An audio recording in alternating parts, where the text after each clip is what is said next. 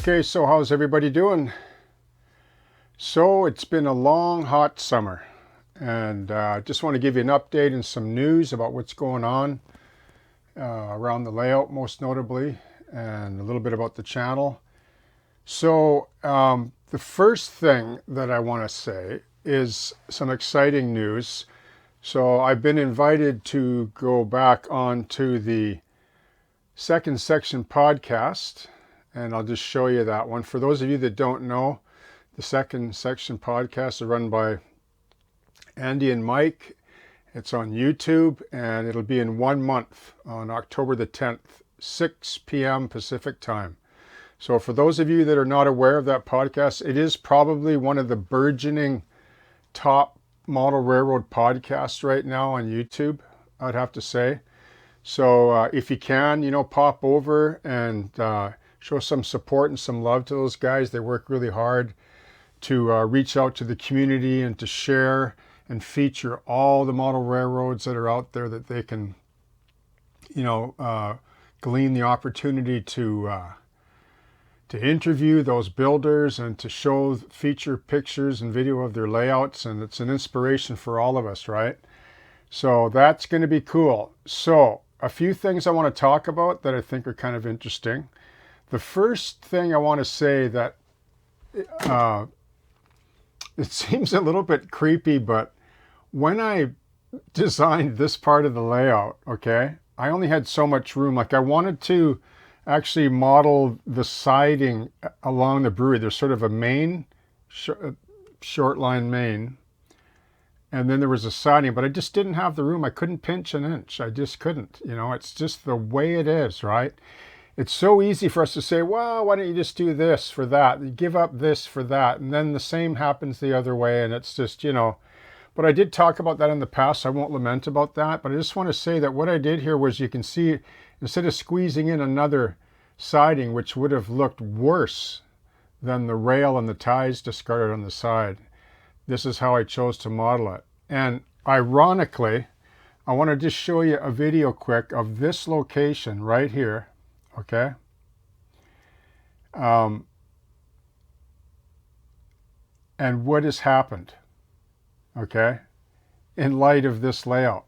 I did this before the actual prototype closed down, like the spur, I mean, okay?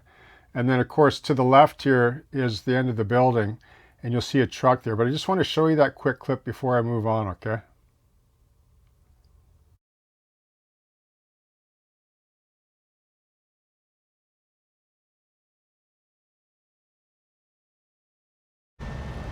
Okay, so this is about 1.5 years later since I was last here.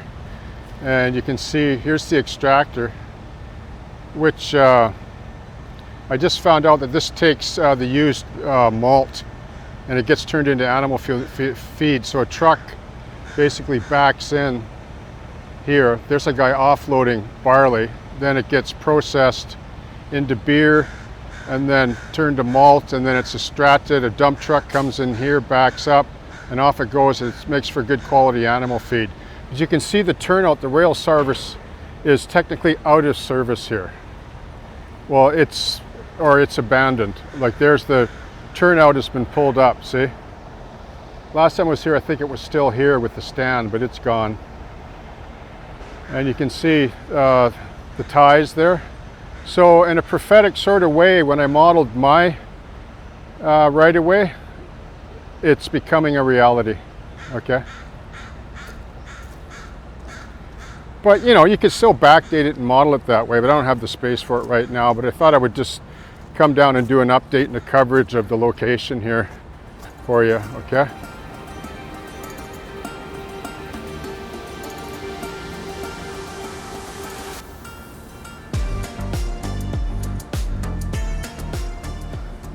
Okay, so neat, eh? Little did I know, because the turnout, this whole layout's been compressed, but the turnout would have been in here, right? That would go down. So technically it was out of service. Now it's pretty much abandoned. So like the siding is, not the rail line. This is an active line that runs on Anasis Island. And this particular part is a dual purpose. It's obviously a link to other industries And it's a classification track for all the bridge traffic that comes in on the barge slip here from Vancouver Island and logging camps and whatever, right? So I also want to show you what else I was up to this summer, besides a few other things I want to mention. I want to show you, like I redid the water here. Like, I know I talked about that before. Remember how I said with this particular acrylic, if you don't like the look of your water, you can redo it anytime. Easy. It's really easy. Okay. And what I'll do is so this only took like 24 hours to kick off. Now it's nice now.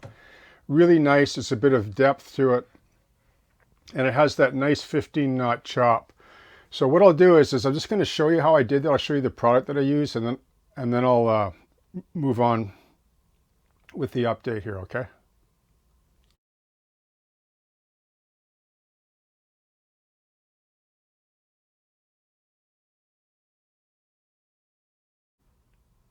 Okay, so how's everybody doing? So I just want to show you how I resurfaced this water area. Why did I do it? I just wanted to add a little more of a little tiny bit more aggressive chop to it. It just increases the reflective qualities of the water, I find, and I like the look of it, and a few waves around the, the abutments there sort of rolling in, because it is a tidal river, right?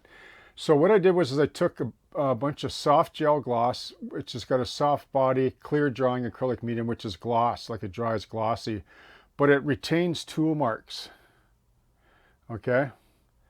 Whereas the GAC 500 will tend to self-level more than maybe you might like, but that has its role too for creeks and stuff. And so you can mix all these products. It doesn't matter, right? They're all compatible.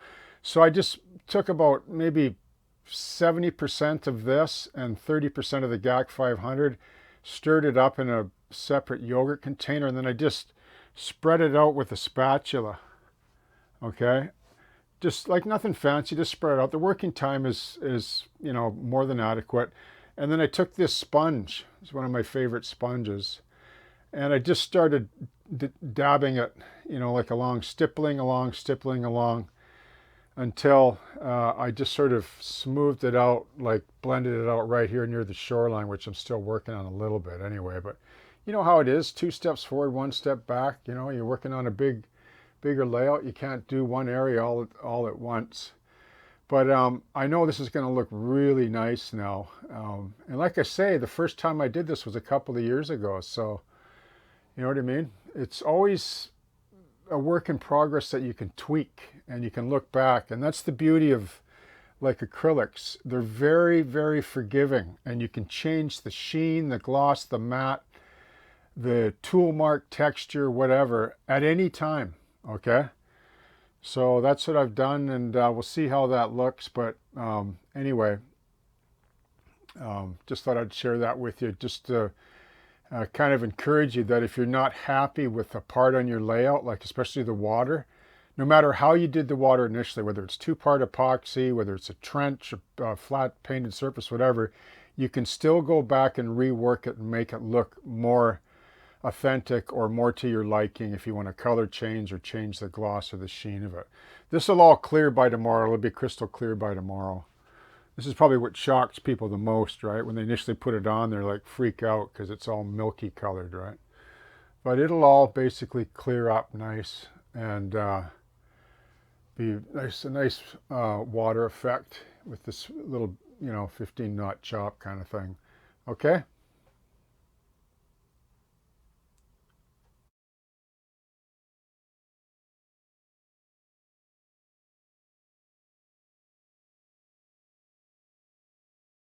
Okay, so cool, eh?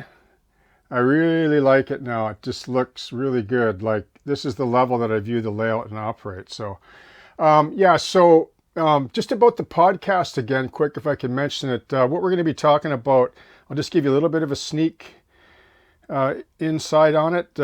It's the question will be, can you live with your current layout? And we're going to discuss all the different parameters and pros and cons of planning a layout, how to plan a layout that you can be satisfied with, and call a keeper, you know, so that you can invest your time and money into it, and you don't have to worry about, you know, tearing it all down per se if you know, decide to move or whatever, if you're into building a shelf layout, okay? That's the advantage to the shelf layout, right? So, and then we'll probably talk about some other things like, you know, the things they don't tell you about model railroads, you know, like when you go to a hobby store or train store, they're not obligated to tell you, you know, the caveats of the hobby, right? You're going to find out, and we all find out. But the beauty of the hobby is if the first layout doesn't work out, you can build a second one, etc., etc. And it took me a while. Like, this is probably my 10th layout, like total layout, and I never finished all of them in the past. So that's over 50 years, right? Okay, and I had a few big ones that I built, but they weren't for me, they were for clients. So except I had one, a very large N scale layout that I built, but I never did finish it because I didn't have a good plan. So okay, so now I've been busy all summer, and I'm a little bit frustrated, and I'll tell you why. So I don't get to paint locomotives, or I don't get to paint rolling stock. I really want to, right? Like these trains I did a couple of years ago, and there's nothing more that I would love to do. But the problem is there's no time at the end of the day. There's just no time left. Like here, let me give you an example. So here's a sneak peek. So I'm going to release the videos in over the next, well, September anyway, on the making, building, and painting of that abandoned farmhouse. I'm going to do the final on this particular cinder block building, which is now finished with some of the poles. I'm going to talk about those. And then this slum landlord build that I just finished, okay? Like the build, I mean. I haven't painted it yet, but you can see that that took me all summer to build. Okay, so where does all the time go? Well, more than half the time goes into production and editing. So if I didn't have to produce video or edit video, I'd probably be finished this layout by now. But like I say, I'm not in a rush, and there's so much more content to cover. And so I'm deciding now, so I have this to show, the making of these subjects, and then I might call this overpass a kind of a pause point on the layout, because beyond that, there's the next corner, which is Ipex Plastics is going to go in there. And then excuse this mess, but it's my paint area and art supplies. This is all getting cleared off, and I'm building new shelves down below, because that's a whole section that runs down another 12 feet. So that's all down the line as well, right? So yeah, so I did start a locomotive. Andy was very kind to send me a SD35 that he wanted to relinquish, and I adopted it, and I just started stripping it. But like I say, there's only so much time, and you know, once you sink your teeth into that, you don't have time to do this, right? If you want to do this, it's just the way it is. It's the nature of model railroading. So this building here is really cool. I can't wait to show that, like more of how I built that. That really turned out cool, and that's built off a prototype from New Westminster. Yeah, this scene is Langley, but I just wanted an impression of New West in the background, because there's nothing there at that location but blue sky. Like when you're down on the track level like this, there's nothing to see. You just see the building and that overpass. That's it. Maybe just a tree line, which ultimately will be painted on this backdrop. Okay, so that's pretty much the update. So I'll be showing that content this September, and hopefully I can sink my teeth into painting some rolling stock, some locomotives, the ferry, all this stuff I'd love to do. Like people have mentioned, when are you going to do this? When are you going to do that? Hey man, there's only 24 hours in the day, and you got to eat and sleep and spend time with your family, right? And then I never mentioned production and even managing the channel. So I'm working really hard. I'm not, you know, I took about a week this summer. That's it. took a week off from the layout. So I've been keeping busy, okay? So, having said that,